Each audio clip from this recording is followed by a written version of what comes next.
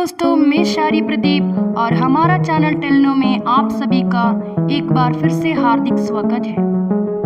Directory of possibilities एक ऐसी रहस्यमय किताब है जिसमें जापान के एयरपोर्ट पर एक दूसरी दुनिया से आए एक रहस्यमय इंसान के बारे में बताया गया है, जो जापान के लिए आज भी एक रहस्य ही बना हुआ है। जापान में इस इंसान को लेकर बहुत सी आर्टिकल छपी है, जिसमें लगभग लोगों का एक ही मत था कि ये इंसान शायद इस दुनिया का था कि नहीं, ये दूसरी दुनिया का था। वो गलती से टाइम मशीन से आ गया होगा या फिर वो पूरी तैयारी करके यहाँ पर कुछ काम से आया होगा और जब उसका पोल खुलने वाला था वो अचानक से गायब हो गया। इसको लेकर आज भी जापान में बातें होती रहती हैं। ये रहस्यमय इंसान सिक्योरिटी होने के बावजूद भी गायब हो गया। साथ में लॉकर में रखा उसका पासपोर्ट और वीजा लॉकर में लॉक होने के बावजूद भी अपने आप गायब भी हो गया। तो इस डायरेक्टरी ऑफ पॉसिबिलिटीज में ऐसा ही बहुत से सवालों का अनुमान लगाया गया है। वो इंसान कैसे आया होगा, कहाँ से आया होगा, क्यों आया होगा। एक ऐसा रहस्य जो अभी तक पूरी दुनिया के लिए एक रहस्य ही बना हुआ है, खासकर जापान के लिए। जबकि उसके पास सारा डॉक्यूमेंट था लेकिन थोड़ा यूनिक था, देखने में बाकी पासपोर्ट से थोड़ा अलग लग रहा था। ये घटना जापान में घटी थी। अचानक आता है, अचानक गायब हो जाता है। ऐसे बहुत से सवालों का जवाब इस डायरेक्टरी ऑफ पॉसिबिलिटीज में दिया गया है, जो इंग्लिश वर्जन में है। लेकिन आज मैं आपको इसी किताब की स्टोरी हिंदी में बताऊंगी, वो भी एकदम सरल भाषा में। जो घटनाएं घटी जापान एयरपोर्ट अथॉरिटी के साथ मैं सब बताऊंगी। बात करीब आज से 67 साल पहले की है, जब ये घटना घटी थी, जिस पर किसी को आज भी यकीन नहीं होता है। ये घटना घटी जुलाई सन 1954 को। कहानी शुरू होती है जापान की एक एयरपोर्ट से, जिसका नाम हनेडा है, जो टोक्यो सिटी में है। तो जुलाई का महीना था, साल 1954 था। समय करीब 12:30 बजे का था, जब यूरोप से एक फ्लाइट जापान के टोक्यो शहर के हनेडा एयरपोर्ट पे लैंड करती है। एक एक करके सब यात्री उतरना शुरू करती है। सब यात्री की जांच होती है।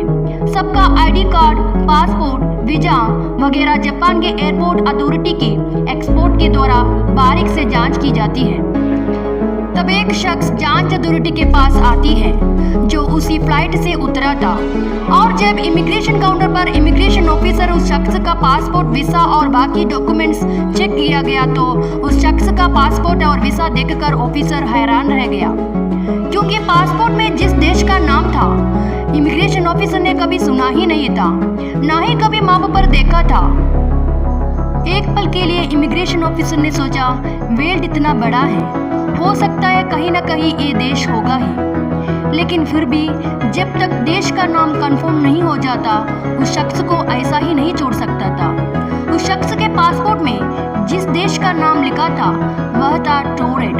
फिर उसके बाद उस ऑफिसर ने पूरे देश का लिस्ट निकाला, पूरा वर्ल्ड मैप में खोजा, लेकिन वह देश वर्ल्ड मैप में भी कहीं नहीं दिखा और ना ही मिला। उसके बाद इमिग्रेशन ऑफिसर और परेशान हो गया। फिर उसके बाद खुद इमिग्रेशन ऑफिसर उस शख्स से पूछता है कि तुम कहाँ से आए हो, कौन सा देश से आए हो। तो इस पर उस शख्स ने कहा, मैं तो टोरेट देश से ही आया हूँ। और तो और उस आदमी ने कहा कि मैं यूरोप के कई देशों से घूम कर आ रहा हूँ, चाहे तो आप मेरा वीसा देख सकते हैं। और ऑफिसर ने उसका बाकी देशों की वीसा चेक किया तो उसने पाया कि ये तो सही कह रहा है, उसका वीसा एकदम ओरिजिनल था। जिस देश में भी ये आदमी गया था, बकायदा उस देश का ओरिजिनल मोहर भी लगा हुआ था। फिर उसके बाद ऑफिसर उस आदमी से जापान आने का मकसद पूछता है।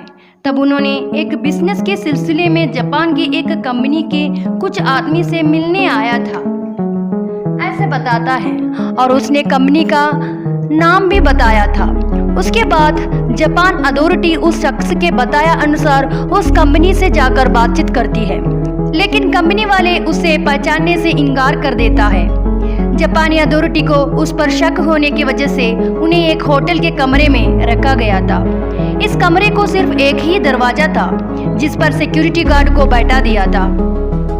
जब अगला दिन सुबह गार्ड दरवाजा खोला तो वह चौंक गया। उस कमरे में वह शख्स था ही नहीं। उसके साथ उसका सूटकेस भी गायब था, जबकि उस कमरे का एक ही दरवाजा था। फिर उसके बाद दोबारा इसका डॉक्यूमेंट को चेक करने का फैसला करता है। चूंकि उसका पासपोर्ट वीसा जापान अथॉरिटी के पास जब्त थी और उसे लॉकर में लॉक करके रखा गया था, लेकिन इतना सिक्योर होने के बावजूद भी वो सब गायब हो चुका था। इस रहस्यमय शख्स को लेकर जापान में कई आर्टिकल छपे, बहुत से किताब तक छपी, जिनमें से एक थे डायरेक्टरी ऑफ पॉसिबिलिटीज, जिसमें उसके बारे में सारी पॉसिबिलिटीज के बारे में बताया गया है। आखिर ये शख्स कहाँ से आया?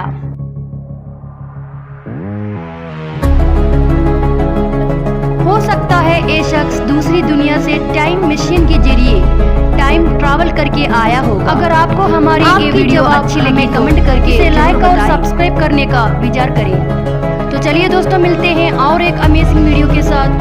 तब तक के लिए अपना ख्याल रखिएगा। Good bye.